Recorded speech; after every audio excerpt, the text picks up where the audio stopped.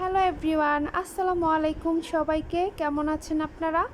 আশা করি যে যেখান থেকে দেখছেন আল্লাহর রহমতে সুস্থ আছেন ও ভালো আছেন। আলহামদুলিল্লাহ, আমিও ভালো আছি। আমি জেনাস ফ্যামিলি ব্লগ থেকে চলে এসেছি একটি নতুন ব্লগ ভিডিও নিয়ে। তো আজকের ভিডিও শুরু থেকে শেষ অবধি আশা করছি পাশেই থাকবেন। আর হ্যাঁ, যারা আমার চ্যানেলে এখনও নতুন আছেন তারা প্লিজ একটা সাবস্ক্রাইব করে দিবেন। তো চলুন ভিডিওর মূল পর্বে যাওয়া যাক। এটা ছিল ফ্রাইডে ডে, ঠিক আছে? আর ফ্রাইডে মানে হচ্ছে আমাদের বাঙালির ঈদ। আমরা যারা সব সময় কর্মব্যস্ততায় জীবনযাপন করি তারাই বুঝে ফ্রাইডের মূল্যটা কতটুকু। আর যখন বৃহস্পতিবার রাত হয় তখন মনে হয় চাঁদ রাত, ফ্রাইডেতে মনে হয় ঈদ। ছোটোখাটো একটা ঈদের মতোই মনে হয়। বাঙালির ছোট ঈদ বলতেই ফ্রাইডে। তো যেহেতু আজকে ফ্রাইডে চলে এসেছে, তো ভাবছি একটু সুন্দরভাবে দিনটাকে কাটাবো ও খাওয়া দাওয়া করবো। যা যা মন চাইছে তাই রান্না করব। সারা সপ্তাহে সবসময় ব্যস্ততায় থাকা হয়, ঠিকমতো খাওয়া দাওয়া করা হয় না। আর সবচেয়ে বড় কথা, ওয়েট লসের জন্য ডায়েটে থাকতে হয়। এই শুক্রবার আসা মানে আমার কাছে অনেক কিছু। তো শুক্রবার যেহেতু চলে এসেছে, একটু খানাপিনা তো করবই। তো তাই আমি আজ বিশেষ কিছু আইটেম রান্না করব, সেগুলোই আপনাদের সাথে শেয়ার করব। এখানে আমি শ্যামের রান্নার জন্য কিছু উপাদান নিয়ে নিয়েছি, যেমন কিশমিশ, চেরি ফল যেটাকে বলা হয়, আর বাদাম, এইগুলো। তো আমি শ্যামের রান্নার জন্য শ্যামাইটা ভিজিয়ে দিলাম। এর আগে দুধটা জাল করে নিয়েছিলাম।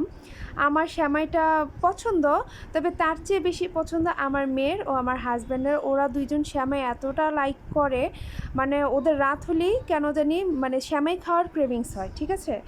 তো এই তো শ্যামাইয়ের মধ্যে আমি এই বাকি জিনিসগুলো দিয়ে দিচ্ছি। এগুলো ছাড়া আমার কাছে শ্যামাই ইনকমপ্লিট মনে হয়। এগুলো না দিলে আমার কাছে শ্যামাই মনে হয় না। তো আমার মেয়ের যেহেতু শ্যামাই খুবই পছন্দ, আমি প্রায় সময় রান্না করে থাকি। ও খেতে খুবই ভালোবাসে।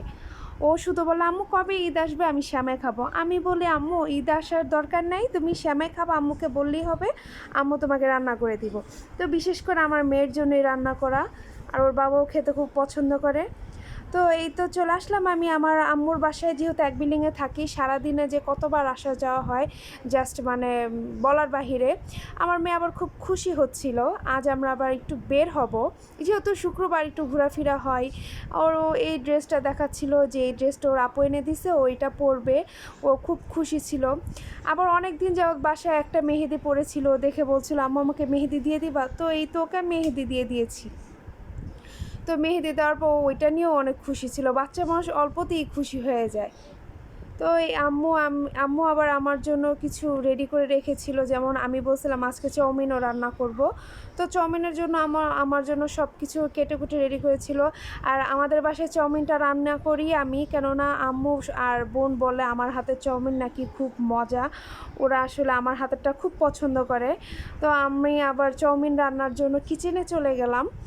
এখানে আমি চাউমিন বলতে গেলে এটা হচ্ছে স্প্যাগেটি নুডলস, ঠিক চাউমিন বললেও ভুল হবে।